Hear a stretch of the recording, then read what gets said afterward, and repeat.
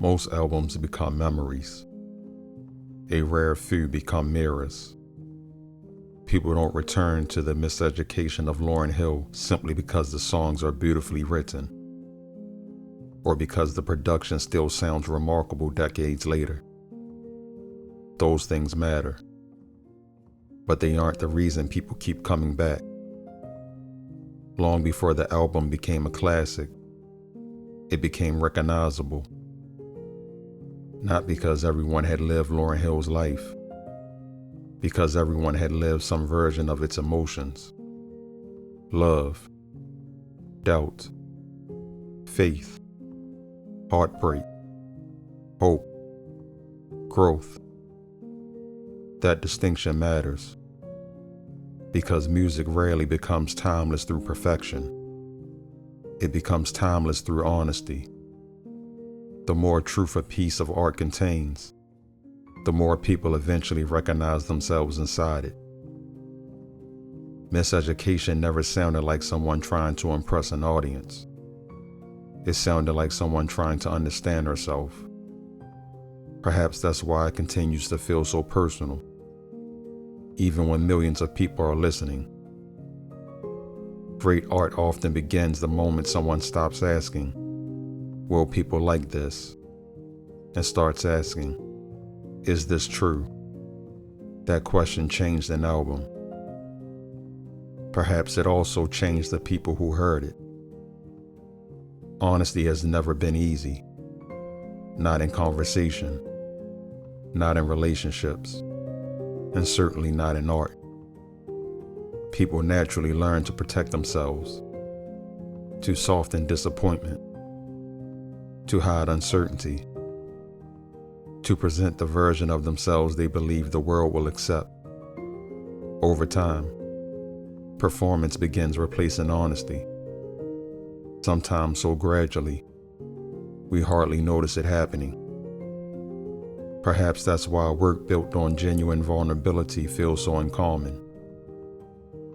It reminds us of something we've quietly stopped expecting: someone telling the truth, without trying to control how that truth will be received.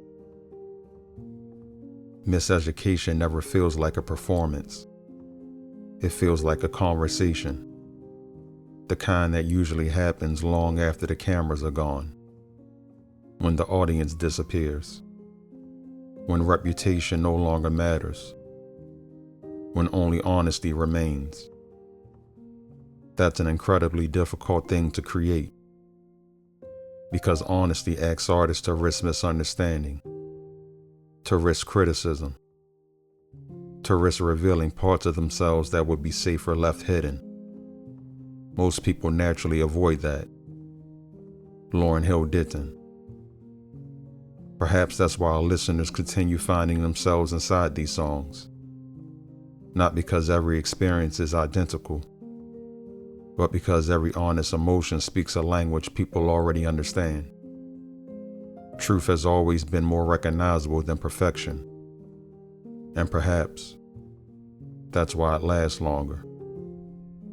Perhaps that's why certain albums never really belong to a particular era. They become companions.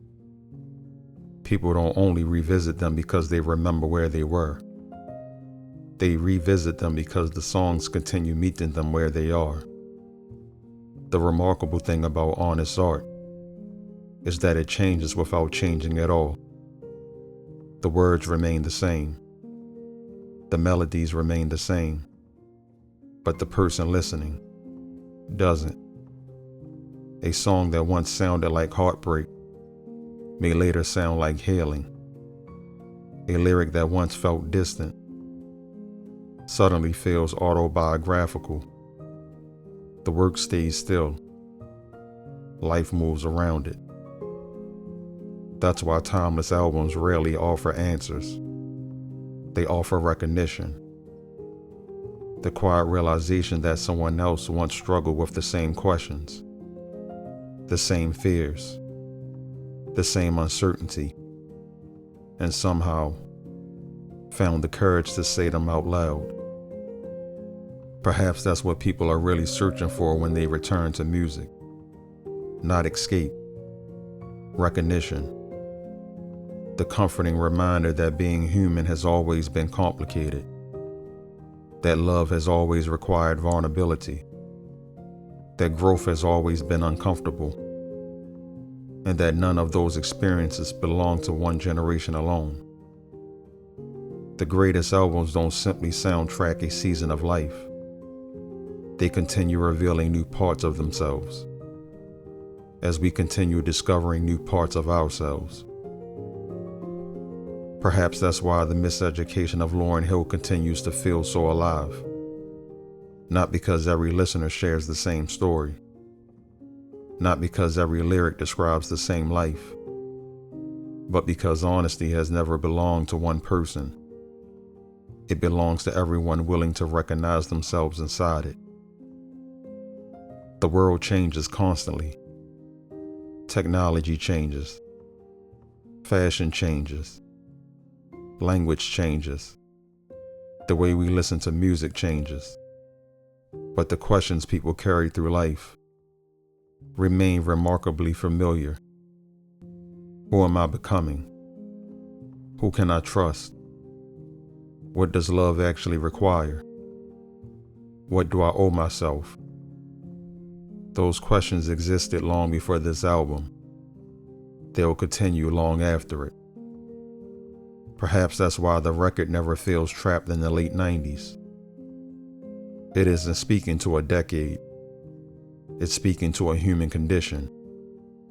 And the human condition has never gone out of style. Maybe that's what timeless art has always been. Not work that refuses to age. Work that continues telling the truth. No matter how much time passes. The world hears it differently. Because the world keeps changing.